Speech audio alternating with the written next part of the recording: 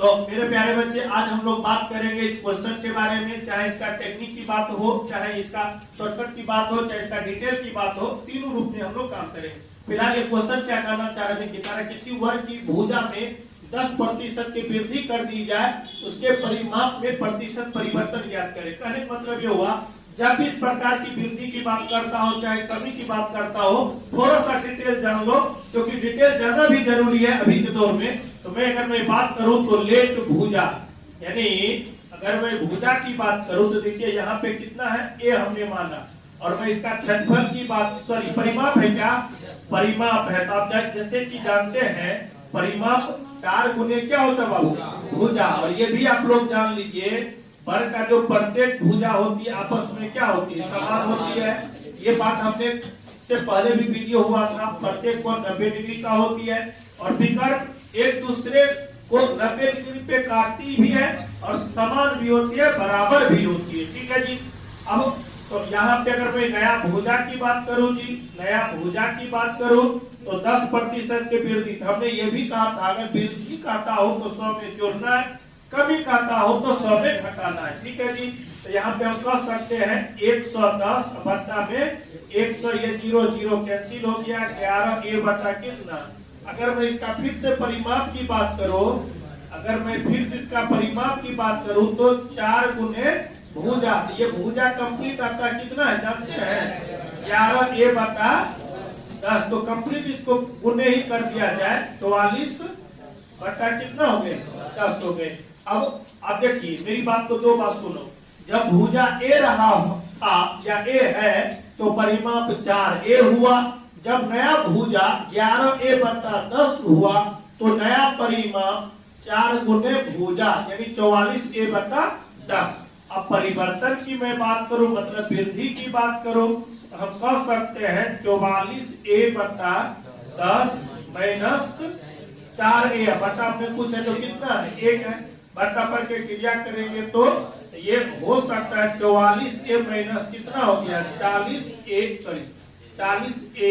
अगर मैं बट्टा पे काम करूं तो 4 a बट्टा कितना, ये वृद्धि हुआ। और वृद्धि प्रतिशत की अगर मैं बात करूं, वृद्धि प्रतिशत क्या हमने लिखा है तो 4 a यानी वृद्धि गुने 100, और बट्टा में प्रारंभिक परिमाप, हाँ तो 4a, तो 4a से 4a कैंसिल, 0 से 0 कितना हो गया जी, 10।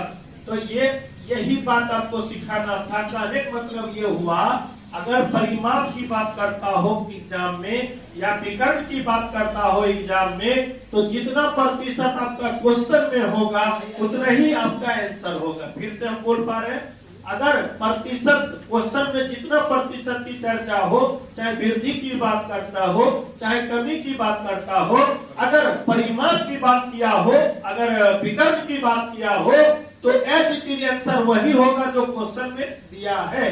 तो जैसे यहाँ पे देख पा रहे हैं 10% है। अगर मैं यहाँ पे शॉर्टकट की भी बात करूं तो आप शॉर्टकट जान लीजिए, कोई दिक्कत नहीं है, देख लीजिए। जैसे अगर मैं ट्रिक की बात करूं, शॉर्टकट की बात करो, शॉर्टकट की मैं बात करो, ठीक है जी।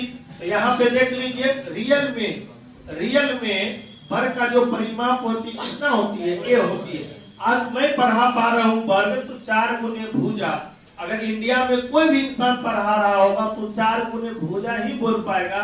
मतलब की बात ये हो गई, जैसे अगर मैं पढ़ा हूँ पाई का मान तो 22/7, तो इस पाई का मान मैं खुद ले लूं या आपके कोई अलग सर पढ़ा रहे होंगे तो ये 22/7 ही पढ़ाएंगे।